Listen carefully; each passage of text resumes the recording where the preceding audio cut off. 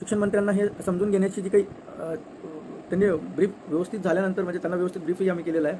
परंतु बऱ्याच वेळेस त्यांनी समजून न समजण्यासारख्या काही गोष्टी म्हणजे आमच्याही लक्षात आल्या की त्यांचे शिक्षक भरतीबद्दलचा जे काही दृष्टिकोन आहे तो सध्या तरी नकारात्मक आहे. परंतु मागच्या 14 दिवसाच्या ज्या आंदोलनामध्ये बऱ्याच त्यांचा फरक पडलेला आहे. कारण जी ताकद आपण त्या पद्धतीने त्यांना दाखवली, वेळोवेळी आपण त्यांना भेट घेतली, त्यामुळं त्यांच्या त्या शिक्षण सेवक भरतीच्या संदर्भातली जी काही मागणी ती मागणी सध्या त्यांच्या लक्षात आलेली आहे आणि त्या दृष्टिकोनातून आता त्यांनी हालचाली करण्यासाठी आपण त्यांना भाग पाडलेला आहे. माननीय बच्चूभाऊ कडू यांनी सुद्धा एक पत्र अपर मुख्य सचिव यांना दिलं आहे की शिक्षक भरतीच्या संदर्भामध्ये जी काही कॅबिनेटमध्ये प्रस्ताव मांडायचा होता तो प्रस्ताव त्या ठिकाणी ठेवावा या पद्धतीची त्यांनी सुद्धा एक आपल्याला पत्र दिलेलं आहे. माझ्याकडे ते पत्रसुद्धा आहे. ते पत्र मी तुम्हाला आपलं फेसबुक लाईव्ह झाल्यानंतर मी तुम्हाला तो व्हायरल करेल. मी आज त्यांच्याशी चर्चा केलेली आहे. दुर्दैवाची गोष्ट अशी आहे की आज अपेक्षा होती की ते मानधनवाढी शिक्षक भरती विशेष परवानगीचं जे काही आपला प्रस्ताव आहे तो प्रस्ताव ते आज कॅबिनेटमध्ये मांडतील. परंतु आज फक्त राज्यपाल नियुक्त आमदारांचा जो काही कॅबिनेटचा प्रस्ताव होता तो प्रस्तावच्या संदर्भामध्येच फक्त चर्चा झालेली आहे आणि तोच प्रस्ताव त्या ठिकाणी चर्चेला गेलेला. बाकी कुठल्याही प्रस्तावाची चर्चा त्या ठिकाणी मांडल्या गेलेली नाही आहे. म्हणजे महाविकास आघाडीला फक्त आमदारकीची निवडणूक महत्त्वाची वाटली, परंतु विद्यार्थ्यांचे प्रश्न त्या ठिकाणी त्यांना महत्त्वाचे वाटले नाही. त्यामुळं त्यांनी आपला जो काही प्रस्ताव होता तो प्रस्ताव त्या ठिकाणी मांडलेला नाही आहे आज सुद्धा. परंतु आगामी काळामध्ये मला असं वाटतं की आपली दिवाळी जी आहे ती आपली दिवाळी मातोश्रीवरती मुख्यमंत्री महोदयांच्या बंगल्यावरती साजरी होती की काय, तर या दृष्टीने सुद्धा संघटनेने हालचाली सुरू केलेल्या आहेत. लवकरच आपण तो मेसेज त्यांच्यापर्यंत पोहोचू. जर आमची मानधनवाढच्या संदर्भामध्ये तुम्ही तात्काळ लक्ष दिलं नाही तर आपली जी काही दिवाळी असेल ती दिवाळी आपण माननीय मुख्यमंत्र्यांच्या बंगल्याच्या बाहेर साजरी करण्याचं त्या ठिकाणी आपण बसून साजरी करू, रात्रंदिवस त्या ठिकाणी बसू आणि त्यांना आपली ताकद दाखवून देऊ. तर ती जी काही सुरुवात आहे ती सुरुवातसुद्धा आपण संघटनेच्या माध्यमातून लवकरच करतो. जे काही आपले बांधव त्या ठिकाणी सोबत येणार आहेत, तर पुढील जे काही इन्स्ट्रक्शन असेल, पुढील जे काही निर्णय असेल ते निर्णय या ठिकाणी मी लवकरच तुमच्यापर्यंत सांगणार आहे.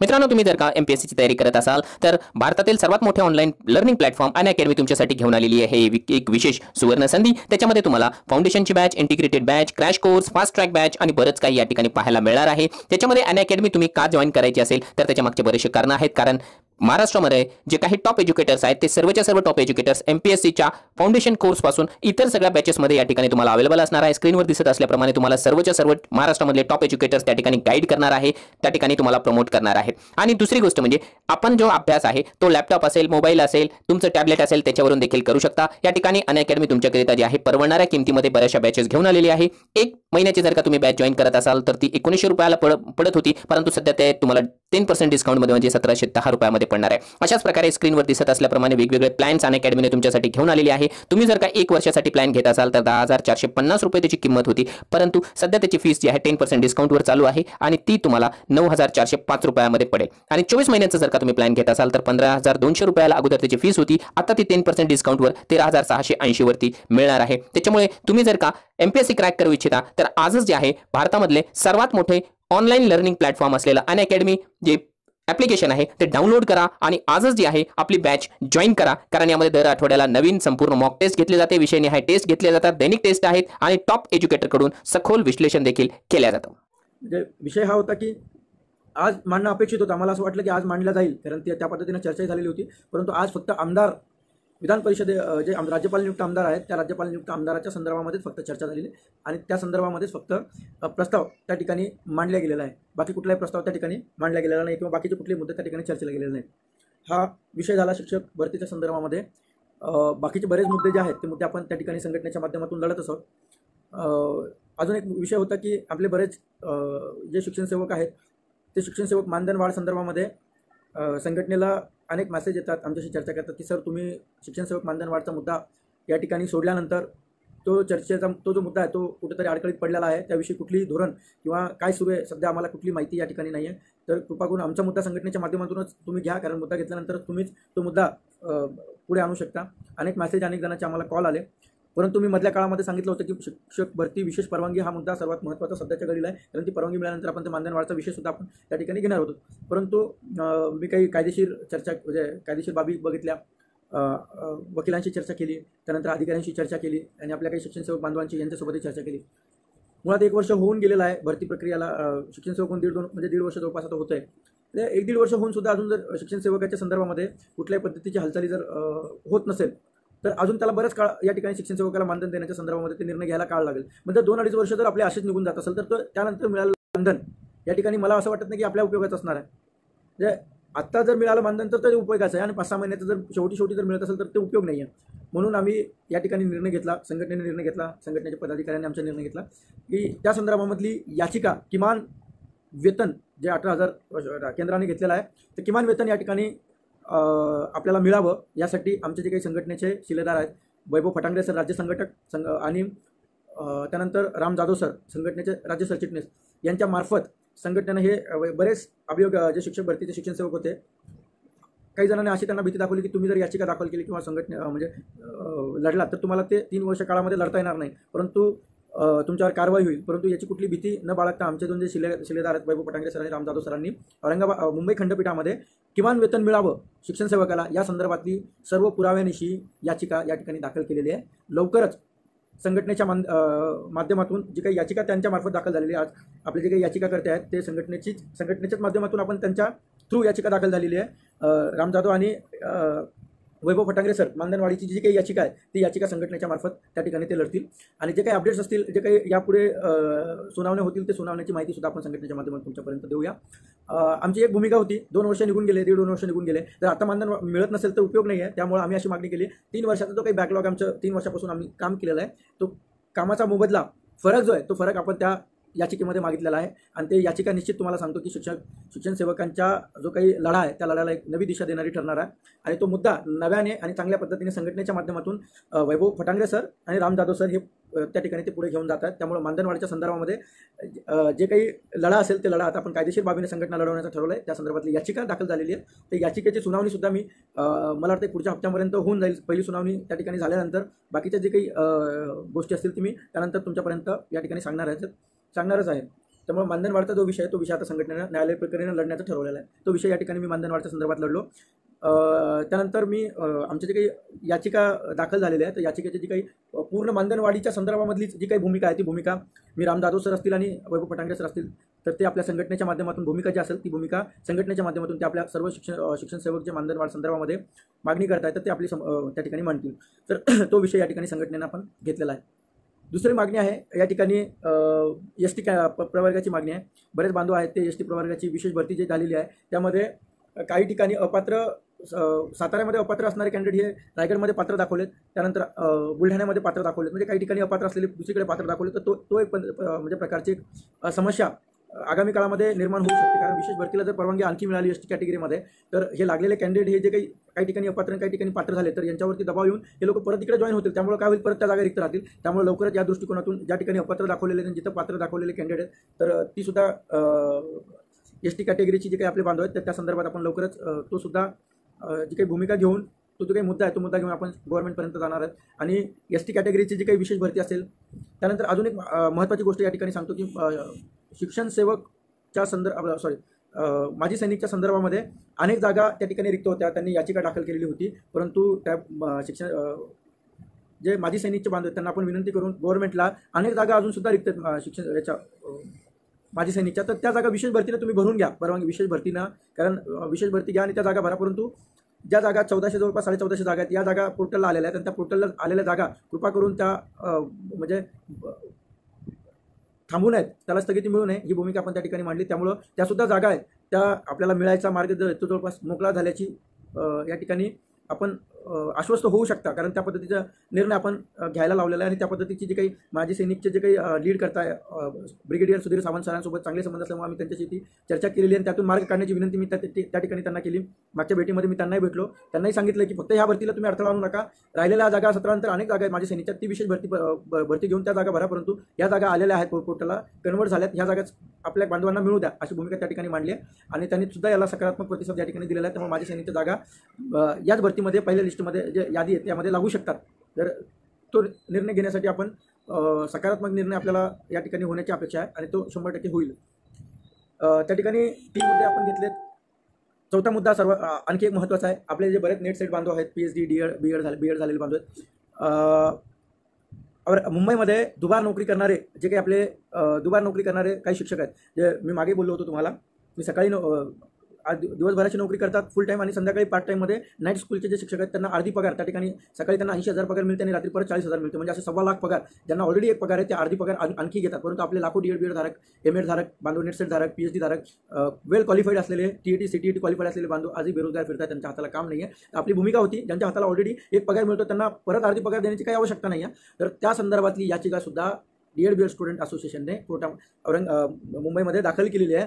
एक विशेष गोष्ट या ठिकाणी मी तुम्हाला सांगतो की ज्यांची पगार 2 वर्षापासूनची पगार जी आहे ती पगार 2-2 लाख रुपये पगार आहे, ती पगार या ठिकाणी त्यांना अदा करण्याची सूचना फक्त 4 दिवसामध्ये निघते. म्हणजे जवळपास 2-250 शिक्षक आहेत, 20 कोटी रुपयापर्यंत जे बजेट आहे ते 4 दिवसामध्ये अर्थ विभाग मंजूर करतं आणि 6,000 लोकांना या ठिकाणी शिक्षक भरतीमध्ये न्याय मिळणार आहे. त्यांची विशेष भरतीला परवानगीसाठी आंदोलन मोर्चे करावे लागतात आणि त्या लोकांना ज्यांच्या ताटामध्ये ऑलरेडी म्हणजे पंचपक्वाने त्यांना परत वरून तुपाची धार, म्हणजे ज्यांच्याकडे ऑलरेडी पगार आहे 80,000 त्यांना परत 40,000 रुपये पगार या ठिकाणी रखडलेली पगार सुद्धा मंजूर 4 दिवसामध्ये केली आहे. तर त्याचं पत्र सुद्धा माझ्याकडे आहे जे अदा करण्यासंदर्भामध्ये शिक्षण विभागाने काढलेले, ते सुद्धा मी पिटिशन त्या ठिकाणी दाखल केलेलं आणि ते अजितदादांना मी ते दाखवणार होतो, परंतु अजितदादा कोरोना पॉझिटिव्ह असल्यामुळे ते दाखवता आले नाही. परंतु भविष्यात आता परत आम्ही एकदा त्या ठिकाणी जाणार आहेत, लवकरच आम्ही जाऊ, कारण पुढच्या 7 दिवसामध्ये जे विशेष भरतीला परवानगी मिळण्यासाठीची फाईल त्या ठिकाणी ते मंजूर करावी आणि ते ठेवावीच यासाठी आपण ती लवकरच पाठपुरावा करतोय.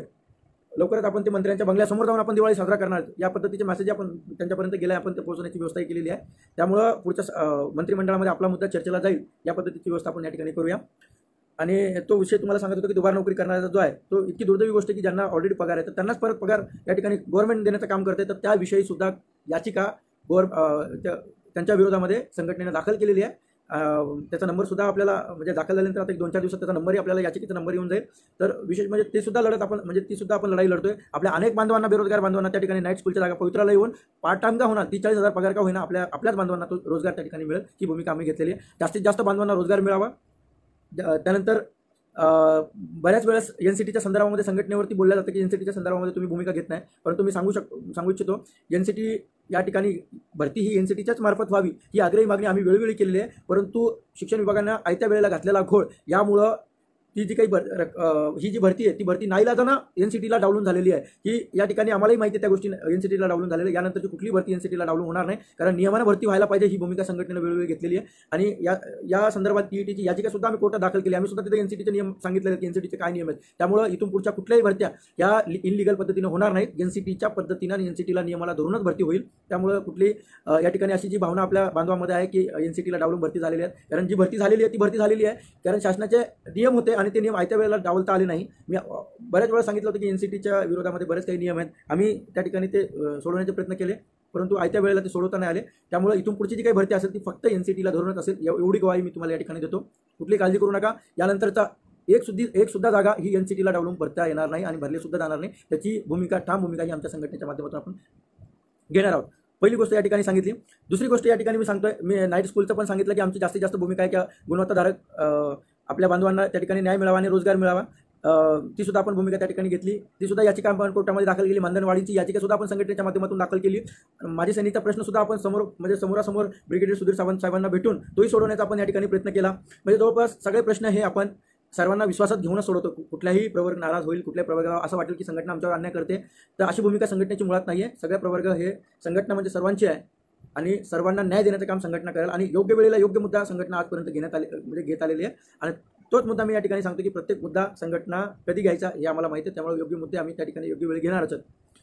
राहिला मागासवर्गीय कपातीचा निर्णय या ठिकाणी अनेक मराठा जे काही क्रांती मोर्चा असेल, मागे सांगितलं अखिल भारतीय छावा असेल, क्रांती मोर्चा, ठोक मोर्चा असेल, अनेक त्या ठिकाणी संघटनेनं DED स्टुडंट असोसिएशन सोडून आपण कुठल्याही पद्धतीची कपात करा म्हणून आपला कुठलाही मुद्दा आपण निवेदन सुद्धा दिलेलं नाही आहे. कुणाला निवेदनाची असं वाटत असेल की निवेदन दिलेलं असेल त्यांनी माहितीच्या अधिकाराखाली त्यांनी जो उल्लेख केला होता काही म्हणजे संघटनेनं केलेल्या मागणीला, तर तुम्ही माहिती अधिकाराखाली मागू शकता. कुठल्या संघटनेनं तुम्ही या दिलेले पत्र आहेत त्यामध्ये तुम्हाला सगळ्या संघटना सापडतील बाकी, परंतु आपल्या संघटनेचं नाव तुम्हाला दिसणार नाही, कारण अशी कुठली मागणी आम्ही केलेली नव्हती आणि आम्ही करणार सुद्धा नाहीत. कारण जास्तीत जास्त 24,000ची भरती व्हावी ही भूमिका त्याही वेळेस होती, आजही आहे आणि इथून पुढेही राहणार आहे. भरती जास्त असेल कारण आम्हाला त्या गोष्टीचा आनंद वाटला असता की आपल्या संघटनेच्या माध्यमातून जास्तीत जास्त जागा भरल्या गेल्या, तो आनंद आम्हालाही राहिला असता. त्यामुळे अशी कुठली मागणी आपण केलेली नाही मुळामध्ये. त्यामुळे काही लोक गैरसमज पसरत असतील तर ते मी या ठिकाणी स्पष्ट करू इच्छितो. दुसरी गोष्ट तुम्हाला या ठिकाणी सांगतो की 50% कपातीचं जे काही धोरण आहे ते धोरण त्यावेळेस ACBCला जागा देण्यात याव्यात मराठा क्रांती आरक्षणाचा विषय झालेला होता आणि तो आरक्षणाचा विषय त्या ठिकाणी आपल्या मराठा बांधवांनी भूमिका मांडलेली होती की आम्हाला जर जागा नसेल तर ह्या जागा आम्ही भरू देणार नाही. त्यामुळे ही भरती प्रक्रिया 8-10 वर्षापासून आपले बरेच बांधव ह्या भरतीवरती रखडलेले होते. पहिल्या वेळेस पवित्राला आपल्या संस्थेच्या जागा होत्या, खाजगी संस्थेच्या जागा आलेल्या होत्या आणि त्या जागा बाहेर पडू नयेत, संस्था बाहेर पडू नयेत ही आमची भूमिका होती. त्यामुळं कुठेतरी ह्या संस्थेला बसलेला चाप इथून पुढेही असा सुरू राहावा आणि इथून पुढची भरती पवित्रमधूनच व्हावी हा आमचा प्रामाणिक आणि शुद्ध हेतू होता. त्यामध्ये कुठल्याही संघटनेचं आम्ही विचार जो केला, आम्ही लॉंग टर्मचा विचार या ठिकाणी आमच्या बांधवांचा विचार केलेला होता. त्या ठिकाणी मलाही माहित होतं की एनसीटीला डावलून सुद्धा मी सुद्धा लागणार नव्हतो, कारण एनसीटी जर लागली असती तर या ठिकाणी मलाही सांगतो की मलाही नियुक्ती मिळाली असती. परंतु काही गोष्टी अशा असतात की त्या समाज हितासाठी कराव्या लागतात. स्वहितपेक्षा समाजहित महत्त्वाचं आहे. मला एकट्याला मिळालेली संधीपेक्षा माझ्यामुळे 1000 लोकांना मिळालेली संधी त्या ठिकाणी मला मोठी वाटली. त्यामुळं नाईलाजानं मी सर्वांचा हिताचा विचार करून त्या ठिकाणी त्यावेळेस आम्ही निर्णय घेतला की ही भरती जी झाली किंवा पहिली लिस्ट लागत असेल ती लागू द्या. परंतु ज्या आपल्या बांधवावरती अन्याय झाला त्या बांधवाला किंवा जे डावलले गेलेत त्यांना न्याय देण्याचं काम आम्ही आयुक्त साहेबांना भेटून, अधिकाऱ्यांना भेटून या ठिकाणी केले. बऱ्याच जणांना जे काही नियुक्त मिळाले नाही, जे चुकीच्या पद्धतीने डावलले गेलेत त्यांची भूमिका आम्ही आयुक्तांपर्यंत पोहोचली, अधिकाऱ्यांपर्यंत संघटनेच्या माध्यमातून पोहोचली. आजही आमची तीच भूमिका आहे. कुठल्याही बांधवावरती अन्याय झाला असेल तो सोडवण्याचं काम संघटनेनं या ठिकाणी केलेलं आहे आणि आम्ही ते करत आहोत. कोणाही अन्याय होणार नाही. इथून पुढं ही जी काही भावना आहे मी तुम्हाला अजूनही स्पष्ट सांगतो की काही लोक मागासवर्गीय कपातीच्या संदर्भात म्हणतात की मगर सरांची भूमिका या ठिकाणी कळत नाही. मी स्पष्ट सांगितलेलं आहे, मी आजही स्पष्ट सांगितलं, मी नेहमी स्पष्ट सांगतो की संस्था पोर्टलच्या बाहेर पडण्यासाठी काही जणांनी याचिका दाखल केल्यात. नागपूरमध्ये स्त्री शिक्षण प्रसारक मंडळाची याचिका आहे. नागपूरमध्ये काही शिक्षकांनी मुद्दामून याचिका दाखल केल्या की पवित्राच्या बाहेर पडण्यास आम्ही 2-3 वर्षांना काम करतो, आता आम्हाला रेग्युलर करा, पवित्राला जागा दिल्यात, आमच्यावर अन्याय होतो. अशा बरेच किस्से या ठिकाणी घडतील. तर तो फक्त घडू नये आणि आपल्या हक्काच्या जागा आहेत त्या संस्थेच्या जाऊ नयेत एवढीच आपली भूमिका आहे. कारण संस्थेच्या जरी याद्या लागल्या तर ज्या बांधवांना जास्त मार्क आहेत त्यांना जर वाटलं की पैसे संस्था मागत असेल त्यांनी पैसे भरू नका, कारण मागासवर्गीयच्या जागा आपण याच भरतीमध्ये भरावा. आपली ही सुद्धा भरती भूमिका आहे. आपण म्हणत नाही की ह्या जागा कपात या भरतीमध्ये झाली तर याच भरतीमध्ये यायला पाहिजेत, परंतु त्या भरत असताना बाकीच्या कुठल्याही जे काही बांधव आहेत त्यांच्यावरती अन्याय होऊ नये ही आपली भूमिका आहे. प्रत्येक प्रवर्ग या ठिकाणी कोणाचा त्या भरतीलाही विरोध होऊ नये म्हणून तो विरोध टाळण्यासाठी आम्ही त्या पुढील जो विरोध करणार आहे त्यांनाही विश्वासात घेण्याचं काम आम्ही संघटना म्हणून करतोय. कारण संघटना चालवत असताना दोन्ही बाजूचा विचार करावा लागतो. एका बाजूचा विचार करून निर्णय घेतला जात नाहीत. दोन्ही बाजूचा विचार ज्यावेळेस घेतला जातो त्यावेळेस तो न्याय या ठिकाणी दोघांना मान्य असतो आणि मान्य झाल्यानंतरच तो न्याय सर्वांना मिळतो. त्यामुळं मी जी काही भूमिका घेतलेली आहे ती भूमिका सर्वांच्या हिताची घेतलेली आहे. संघटनेमध्ये ना ओपन आहे, ना SCBC आहे, ना कुणी OBC आहे, SC ST आहे, NT आहे. या ठिकाणी कुठल्याही जातीचा उमेदवार आम्ही त्या जातीचा आहे म्हणून आम्ही त्याकडे बघत नाही. फक्त न्याय आणि अन्याय या दोनच बाजूवरती आम्ही संघटना म्हणून लढतोय. आम्हाला कुठल्याही प्रवर्गाला अन्याय झाला असेल तर त्याला न्याय देण्याचं काम आम्ही या ठिकाणी करू. जिथं वाटेल ओपनवरती अन्याय झाला तिथं खुल्या प्रवर्गाच्या ओपनच्या मराठा बांधवांना न्याय देण्याचं काम आम्ही करू. जिथं वाटेल SC प्रवर्गाच्या बांधवांवरती अन्याय झाला तिथे SCच्या प्रवर्गावर अन्याय झाला असेल तर तिथं न्याय देण्याचं काम करू. ST बांधवांच्या प्रवर्गावर अन्याय झाला असेल तर ST प्रवर्ग म्हणून आम्ही न्याय देण्याचं काम करू. VJNT असेल, OBC असेल, कुठलाही प्रवर्ग असो त्याच्यावर अन्याय झाला असेल तर त्याला न्याय देण्याचे काम या ठिकाणी संघटना म्हणून आम्ही करणार आहोत. कारण संघटना ही सर्वांची आहे, संघटना कुठल्या एका प्रवर्गाची नाही आहे. आणि एक निश्चित सांगतो, कुठल्याही प्रवर्गावरती अन्याय होणार नाही. सर्वांना सोबत घेऊन, सर्वांना विश्वासात घेऊन निर्णय घेतले जातील आणि निर्णय ज्यावेळेस घेतले जातील ते निर्णय दीर्घकाळ असणार आहेत. त्याच्यावरती कुठल्याही याचिकानंतर पडणार नाही ना त्याच्यावरती कुठलाही आक्षेप या ठिकाणी घेतले जाणार नाही. त्यामुळे आम्ही जे करू ते लॉंग टर्मचा विचार करूनच करणार आहे. त्यामुळे कुठल्याही बांधवांनी हा विचार करू नका, कारण मी 8 वर्ष ह्या चळवळीमध्ये घातल्यात.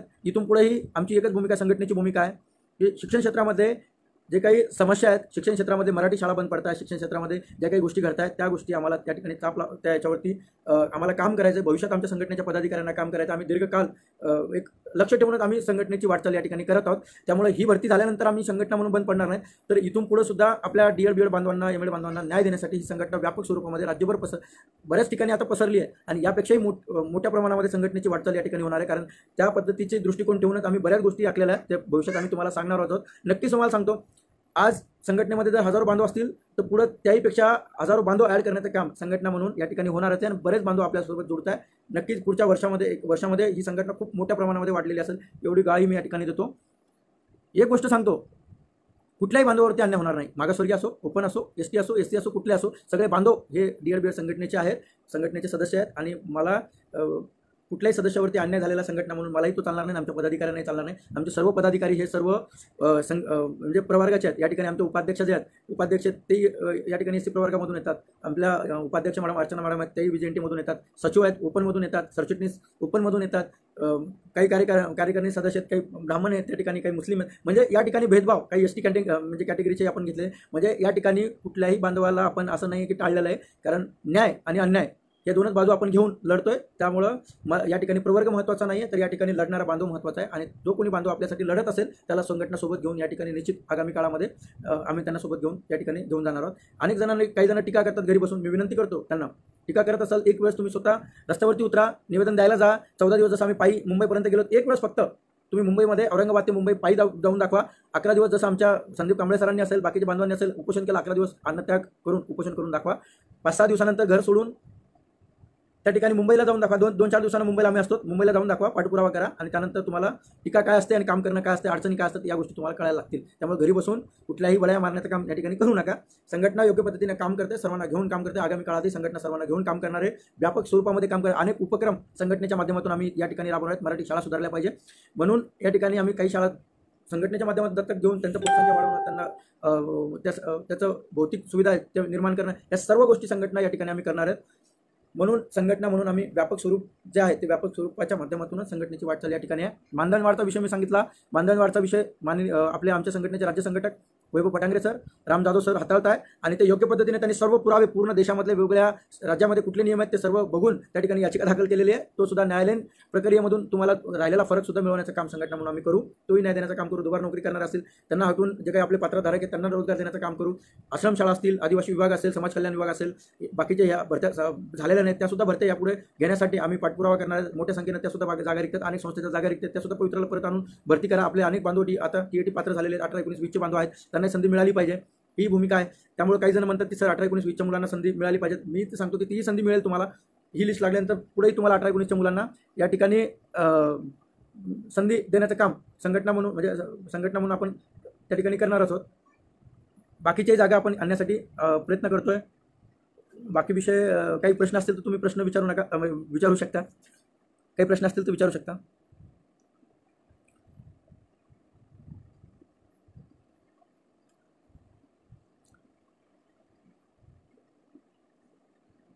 गजानन सर, मी तुम्हाला स्पष्ट सांगितलं आहे, सर्व पदाधिकारी हे सर्व समावेशक निर्णय घेणारे आहेत. बरोबर निर्णय घेतील आणि आम्ही योग्य वेळ निर्णय घेणार. कोणावरही अन्याय होणार नाही एवढी ग्वाही मी तुम्हाला देतो. मी वारंवार सांगतोय, कोणावरही अन्याय होणार नाही हीच भूमिका आमची आहे आणि ती योग्य वेळी आम्ही तुम्हाला सांगू आणि ती दाखवूनही देऊ. त्या ठिकाणी माडे सरांचं म्हणणं की मी निलेश लंके साहेबांना निवेदन दिलं आहे, पाठिंबा पत्र 2 दिवसात मिळेल. हां, पाठिंबा पत्रासंदर्भामध्ये मी अनेक जणांना आपण पत्र येत आहे. बाकीचे जे कोणी द्यायचे राहिले असेल त्यांनी सुद्धा आमदारांचे पत्र, खासदारांचे पत्र आपल्याला विशेष भरती परवानगीला मिळवण्याचं काम त्या ठिकाणी तुम्ही लवकरात लवकर करा. म्हणजे पुढच्या फेरीला आम्ही ज्यावेळेस जाऊ ते पत्र आमच्या हातामध्ये या ठिकाणी मिळाले पाहिजेत. काही प्रश्न असतील तर विचारा. टीकाकारांकडे लक्ष देण्याची गरज नाही. टीकाकारांकडे आम्ही लक्ष देत नाही, कारण आम्हाला माहिती आहे ते घरी बसूनच बोलतात. त्यांच्या टीका करून संघटनेला कुठल्या प्रकारचा आम्हाला तोटा नाही आहे, उलटा तोटा त्यांना आहे. त्यांनी टीका केल्या त्याचे परिणाम त्यांनाच भोगावे लागतील, ते त्यांना आगामी काळात कळेल. त्यामुळे टीका करत असताना त्यांनी सुद्धा काळजी घ्यावं की कोणाला टीका करताय, काय करताय, याचे परिणाम काय होतील. त्यामुळे यापुढे काही लोक, मोजकेच लोक आहेत, 2-4 लोक बोटामध्ये एवढे, त्यांनी फक्त ती काळजी घ्यावी की इथून पुढे टीका करताना 10 वेळेस विचार करावा. याचा परिणाम स्वतःवरही होऊ शकतो किंवा त्या मागणीवरती होऊ शकतो. स्वामी सर म्हणताय माघार घेऊ नका. माघार आम्ही आज 10 वर्ष झालं लढतोय, आम्ही कधीच घेतलेली नाही आहे. सोळंके सर म्हणताय मंत्री आश्वासन देत आहे म्हणून ही दिवाळी त्यांच्या बंगल्याच्या बाहेर करायची आपल्याला. आता मानधनवाढ कधी होणार? शिक्षक भरतीची परवानगी मिळाली तर आम्ही मानधनवाढ संदर्भामध्ये सांगितलं की कोर्टात याचिका दाखल केली आहे आणि आम्ही बाकीच्या मुद्दा तोही मुद्दे घेऊन आता लवकरच रस्त्यावरती उतरणार आहेत किंवा तो मुद्दाही आम्ही घेणार आहेत. फक्त विशेष भरतीला परवानगी मिळाली, प्रस्ताव ठेवला, परवानगी मिळाली की लगेच मानधनवाढचा विषय आणि बाकीचे विषय आम्ही घेणार आहेत. बाकीचे काय असेल सांगा. बाकी काही मुद्दे असतील तर सांगा.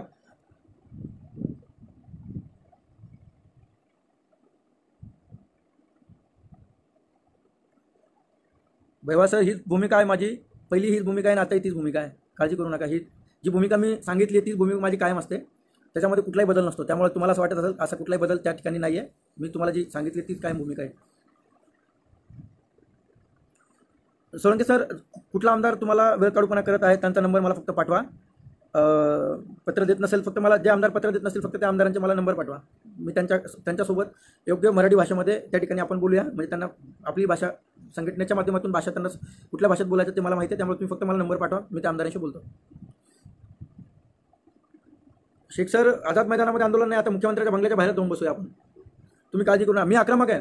मी अजूनही सांगतो, माझी भूमिका, माझं नेचर पूर्ण आक्रमक आहे. फक्त माझ्यासोबत असणारे बांधवांनी आक्रमक व्हा. बाकी तुम्ही परवानगी कशी मिळत नाही ती भूमिका मी या ठिकाणी घेतो. काही होऊ द्या, माझ्यावरती केस होऊ द्या, आमचे पदाधिकारी होऊ द्या, कोणावर करत असतील ते करू द्या, आम्ही घेऊ द्या, फक्त तुम्ही मागे हटू नका, एवढंच मी तुम्हाला या ठिकाणी सांगतो. नाही दीपक सर, या ठिकाणी मी तुम्हाला सांगितलं की शिक्षक मानधन वाढचा जो मुद्दा आहे तो मुद्दा विशेष भरतीला परवानगी मिळाल्याशिवाय मी घेणार नाही, मी स्पष्ट सांगितले. आणि तो मुद्दा जो आहे तो मुद्दा कोर्टामध्ये गेलेला आहे, ती याचिका कोर्टामध्ये टाकली आपण मानधन वाढ मिळावी म्हणून. त्यामुळं तो मुद्दा आपण या ठिकाणी नाही घेतला, तो कोर्टात मी या ठिकाणी सांगतो, आणि कोर्टातूनच आपण लढतोय आता मानधन वाढी संदर्भात. त्यामुळे त्याची काळजी करू नका, त्याला कुठलीही अडचण येईल भरतीला असा कुठलाही मुद्दा आपण घेतलेला नाही किंवा घेणारही नाही. बाकी काही मुद्दे असतील तर सांगा.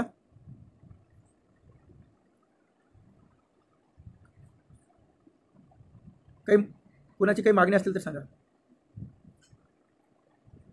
जावेद सर नक्की लढेंगे जितेंगे.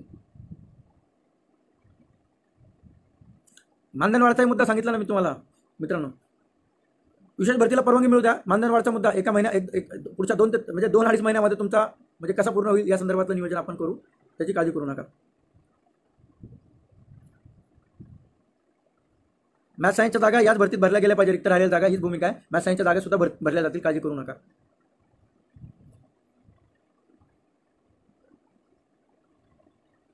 अजून काही आहे का, कुणाचे काही मुद्दे आहेत का? हां, टीईटी अपात्र शिक्षकांच्या संदर्भात आपल्या कोर्टामध्ये याचिका आहे. लवकरच आपण ती याचिकेची सुनावणी घेण्यासंदर्भात वकील साहेबांशी बोलून ती लवकरच याचिका निकाली काढण्यासंदर्भात नियोजन करतोय. टीईटी अपात्र लोकांच्या जागा विशेष सांगतो तुम्हाला. अजून एक गोष्ट महत्त्वाची आहे, सर्वात महत्त्वाची गोष्ट आहे. 2018च्या नंतर अपर मुख्य सचिवांनी एक पत्र या ठिकाणी कोर्टामध्ये दिलेलं होतं की जे काही अपात्र शिक्षक आहेत त्यांच्या सेवा समाप्त करून त्या राहिलेल्या जागा याच भरतीमध्ये भरू, पवित्रमधून भरू असं त्या ठिकाणी ॲफिडेव्हिट दिलेलं आहे. त्यामुळं ह्या जागासुद्धा माझी अपात्र जागा या शिक्षकांना बाहेर काढून या जागासुद्धा टीईटी पात्रधारकांना याच भरतीमध्ये द्या, ही भूमिका लवकरच आपण कोर्टामार्फत जे काही अवमान याचिका आहे ती अवमान याचिका दाखल करून लवकरच ती सुद्धा भूमिका घेणार आहेत, म्हणजे त्यासुद्धा जागा या भरतीमध्ये भराव्यात ही मागणी या ठिकाणी करणार आहेत. मला वाटतं बरेच मुद्दे या ठिकाणी सांगितलेत. काही मुद्दे असतील तर सांगा, काही मागणी असतील तर तेही सांगा. विशेष भरतीला परवानगीसाठी मान्य बच्चू भाऊनं पत्र दिलेलं आहे अपर मुख्य सचिवांना. ते पत्र मी म्हणजे थोड्या वेळामध्ये लाईव्ह झाल्यावर टाकतो, अर्ध्या 1 तासामध्ये. आणि आपण जी मागणी केली होती बच्चू भाऊंकडे, त्या बच्चू भाऊने तो निर्णय म्हणजे पाठपुरावा त्यांचा सुरू आहे. आपण केलेला पाठपुरावा त्यांच्याकडे तरी यश आले, त्यांनी सुद्धा तो भूमिका घेतली की ही परवानगी मिळाली पाहिजे. आणि पुढच्या वेळेस मंत्रिमंडळाच्या बैठकीत आपला मुद्दा मांडण्यासंदर्भात आपण त्याच्यावरती ठाम मांडून बसू, जेव्हा ते प्रस्ताव त्या ठिकाणी मांडतील आणि परवानगी मिळेल त्यानंतरच आपण त्या ठिकाणी माघार घेऊ. रवी ताडे सरांनी सांगितलं की मागासवर्गीय, मी सांगितलं ना मागासवर्गीय कपात संदर्भात पूर्ण व्हिडिओ बघा, त्याच्यामध्ये कळेल.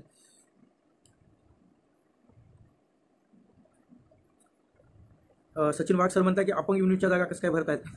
सचिन वाघ सर, मी तुम्हाला विनंती करतो की जे काही मुद्दा असेल ना तो मुद्दा मला फेसबुकच्या म्हणजे फेसबुकचा लाईव्ह झाल्यानंतर व्हॉट्सअपला तो मला त्याचे डिटेल्स पाठवा. जर काही चुकीच्या गोष्टी घडत असतील तर नक्कीच संघटनेच्या माध्यमातून मी ते थांबवण्याचा प्रयत्न करेन. माझा नंबर नसेल तर मी नंबर सांगतो 9890-816-894 या नंबरवरती मला डिटेल्स पाठवा, मी तो विषय घेतो. पुढच्या मंत्रिमंडळात बैठकीत आपल्याला परवानगी मिळेल का सर? आनंद महाजन सर, ती मिळवण्यासाठीच आता पुढचं नियोजन आपण करतोय. मला वाटतं सगळ्यांचे मुद्दे या ठिकाणी घेतलेत. माझी भूमिका मी 3-4 म्हणजे त्या बाकीचे जे काही मुद्दे होते त्या मुद्द्यावर सांगितली. काही मुद्दे असतील तर सांगा, नाहीतर मग फेसबुक लाईव्हच्या माध्यमातून बरेच मुद्दे या ठिकाणी कव्हर झाले.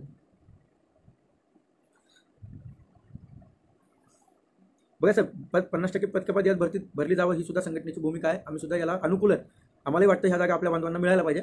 फक्त याला कोणी विरोध करू नये. ज्या विरोध समोच्चाराने मिटवावा आणि त्यांना विश्वासात घेऊन हा मिटवण्याचा प्रयत्न संघटना करते. ज्या दिवशी तो मिटेल, त्या दिवशी तो मान्य, त्या दिवशी तुम्हाला सांगतो 50%च्या जागा आपण याच्यावरती भरती पोर्टलवरती यात भरल्या जातील हे या ठिकाणी सांगू. विजय तावरे सर, टीईटी अपात्र असणारे शिक्षक भरत असतील, अप्रूव्हल देत असतील तर त्याचे डिटेल्स मला पाठवा. त्या ठिकाणी लवकरच आपण कारवाई करण्यासंदर्भात आपण या ठिकाणी लक्ष देऊ. प्रवीण शेळके सर म्हणतात की टीईटी प्रमाणपत्र अपात्र शिक्षकांनी घोटाळा करून या जागा हडपण्याचा कुठल्याही जागा हडपण्यास म्हणजे ते प्रयत्न करताय, परंतु आता लवकरच आपण ते कोर्टामध्ये भूमिका मांडून लवकर तो निकाली काढण्यासंदर्भात आपण भूमिका घेऊया.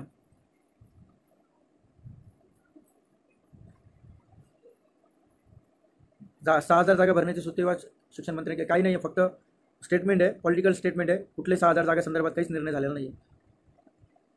सर नंबर नवीन सांगा. नितीन सर, 9890-816-894 हा नंबर आहे माझा. ठीक आहे, मला वाटतं सर्वांचे मुद्दे या ठिकाणी घेतलेत. अनेक पदाधिकारी या ठिकाणी चांगल्या पद्धतीनं आपापल्या जिल्ह्यात आमचे काम करत आहेत. लवकरच आणि दुसरी मला वाटतं तिसरी यादी जे आमच्या संघटनेच्या कार्यकारिणीच्या अनेक जिल्ह्याची लवकरच जाहीर होणार आहे. म्हणजे आपले जे काही बांधव असतील ते बांधव त्यांना भेटून संघटनेमध्ये सामील होऊन आपल्या ह्या लढाईमध्ये भाग होऊ शकतात. लवकरच ती पुढची कार्यकारिणी एक 5-6 दिवसामध्ये आम्ही घोषित करणार आहोत, ज्यामध्ये उर्दू माध्यमचे काही आमचे बांधव आहेत ते सुद्धा संघटनेमध्ये काम करू इच्छितात, त्यांनाही संधी या ठिकाणी दिली आहे. अनेक जिल्ह्यामध्ये संघटना वाढीसाठी अनेक जणांनी इच्छुक पदाधिकारी आहेत होण्यासाठी, त्यांनाही आपण संधी देतो. लवकर 2-4 दिवसामध्ये पुढची कार्यकारिणी आपण या ठिकाणी जाहीर करणार आहोत. या ठिकाणी प्रवीण मोकाशी सर, मी 2013 पासून टी पात्र पास बेरोजगार आहे म्हणून 2017 टेटमधील मॅथ्स सायन्सच्या रिक्त जागा 12 सेकंड टेट पास, 2017 बेरोजगार भराव्यात. मगर सर माझ्यावर खूप आपण सर्वांना न्याय मिळेल हीच भूमिका आहे, त्या ठिकाणी काळजी करू नका. मला वाटतं की पदवीधरच्या संदर्भामध्ये अनेक जण मेसेजही करतात की भूमिका काय. या ठिकाणी सांगतो की अनेक आमदारांनी आपण सर्व डी.एड. धारक पदवीधर आहेत, कुठल्याही पदवीधर आमदारांनी आपली भूमिका मांडली नाही. किंवा आता निवडणूक आहेत, आता मग तो मागायला येत आहे आपल्याकडे. क्रीडा शिक्षकांचाही प्रश्न आहे, तोही सचिन सर मला पाठवा. क्रीडा शिक्षकांच्या पोर्टलला जागा याव्यात आणि जागा आणल्यात आम्ही, त्यामुळे तोही प्रश्न मार्गी लागेल. त्याची काही डिटेल असेल तर मला पाठवा, तोही आम्ही प्रश्न या ठिकाणी मार्गी लावू. आता लवकरच मराठवाड्याचा जे काही दौरा आहे तो संघटनेच्या माध्यमातून आम्ही प्रत्येक जिल्ह्यामध्ये करणार आहोत. जो पदवीधर आमदार आमचा प्रश्न सोडवेल त्यालाच आपण या ठिकाणी पाठिंबा देऊ, या ठिकाणी आमची भूमिका आहे. म्हणून ती आपण प्रत्येक जिल्ह्यामध्ये जाऊन आपण ती पदाधिकाऱ्यामार्फत आपण सर्व बेरोजगारांना भेटी देणार आहोत. त्यांच्या समस्या या ठिकाणी लवकरच आपण मराठवाडा दौरा करून जाणून घेणार आहोत.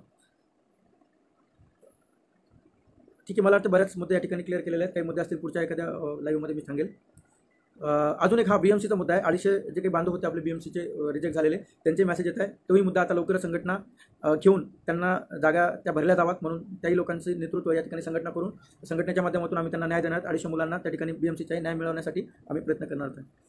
आणि सध्या एकच गोष्ट आहे की शिक्षक भरतीला विशेष परवानगी मिळाली, हाच संघटनेचा फोकस आहे, तोच पुढे राहणार आहे. त्यामुळं लवकरच ही पुढच्या आठवड्यापर्यंत पुढच्या कॅबिनेटमध्ये मंजुरी मिळून लवकरच हा प्रश्न निकाली लागला की नवीन प्रश्न घेऊन आपण तो निकाली काढण्यासाठी संघटना प्रयत्न करणार. या ठिकाणी सर्व फेसबुक लाईव्ह आले, चर्चा केली, बरेच मुद्दे या ठिकाणी सांगितले.